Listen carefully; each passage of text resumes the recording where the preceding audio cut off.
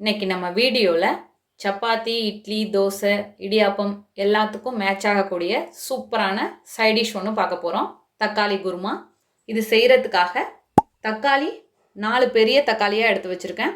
ஒரு 15 சின்ன வெங்காயம், அதை நீல வாக்கில் கட் பண்ணது, 1/2 டீஸ்பூன் மஞ்சள் தூள், 1 டீஸ்பூன் தனி மிளகாய் தூள், 1/2 டீஸ்பூன் மல்லித்தூள், தாளிப்புக்கு 1/2 டீஸ்பூன் சோம்பு, ஒரு 4-5 பூண்டு பல்லை இடித்து வச்சுருக்கேன் தோலோட, கல்பாசி கொஞ்சம், ஒரு சின்ன துண்டு பட்டை, ஒரு பிரியாணி இலை, கொஞ்சமாக கருவேப்பிலை.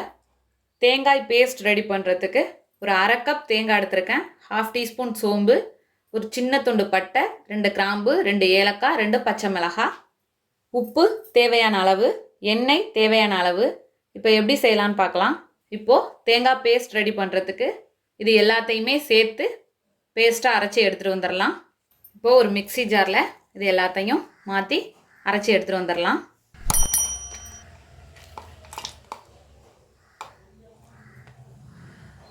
கொஞ்சமாக தண்ணி சேர்த்து பேஸ்ட்டாக அரைச்சி எடுத்துகிட்டு வந்துடுவோம். இப்போ தேங்காய் பேஸ்ட் ரெடியாக இருக்குது. இப்போ வதக்கிடலாம். இப்போ ஒரு கடாய் எடுத்திருக்கேன். இதில் 3 டேபிள் ஸ்பூனுக்கு எண்ணெய் ஊற்றிருக்கேன். இப்போ எண்ணெய் சூடாக இருக்குது.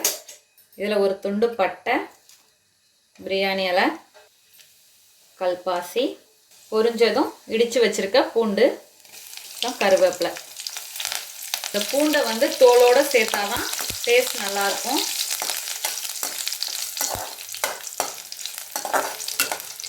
இப்போ இதில் சின்ன வெங்காயம், பெரிய வெங்காயம் சேர்க்குறதுக்கு பதிலாக சின்ன வெங்காயம் சேர்த்து செஞ்சால் நல்லாயிருக்கும்.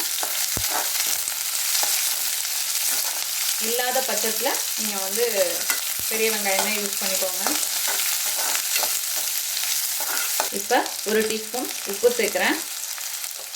குருமாவுக்கு தேவையான அளவு சேர்த்துருக்கேன்.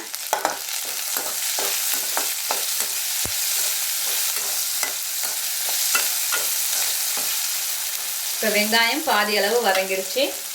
இப்போ இதில் தக்காளி சேர்த்துடலாம். இது 4 பெரிய தக்காளி நீல வாக்கில் கட் பண்ணியிருக்கேன். தக்காளி நல்லா வெந்து குழஞ்சி வரணும்.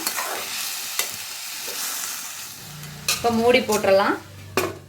ஒரு 3 நிமிஷம் இது அப்படியே வேகட்டும். இப்போ 3 நிமிஷம் ஆகிடுச்சு. ஓப்பன் பண்ணி பார்க்கலாம். தக்காளி நல்லா வெந்து வந்திருக்கு பாருங்கள். வெந்து நல்லா குழஞ்சிருச்சு. நல்லா வெங்காயம் தக்காளி நல்லா சாஃப்ட் ஆயிடுச்சு.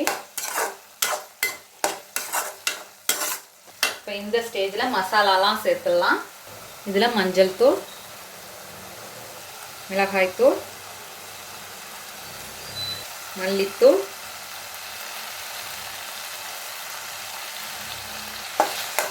எல்லாம் சேர்த்து நல்லா கலந்துக்கலாம்.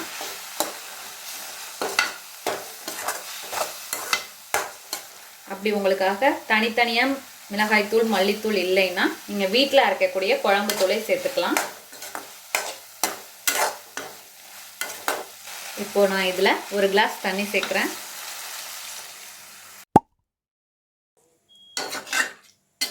தண்ணி சேர்த்து நல்லா கலந்தாச்சு.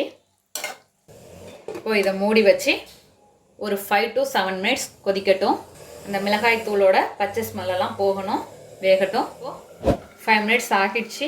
ஓப்பன் பண்ணி பார்க்கலாம். நல்லா வெங்காயம் தக்காளி கொதிச்சு வந்துடுச்சு. இப்போ எந்த ஒரு பச்சை வாசனையுமே இல்லை. இப்போ இந்த ஸ்டேஜில் நம்ம அரைச்சி வச்ச தேங்காய் பேஸ்ட்டை சேர்க்குறோம். சேர்த்துட்டு ஃப்ளேமை கம்மி பண்ணிக்கோங்க, ஹை ஃப்ளேம் வேண்டாம். ஜாரை கழுவி இந்த தண்ணி சேர்த்துக்கிறேன்.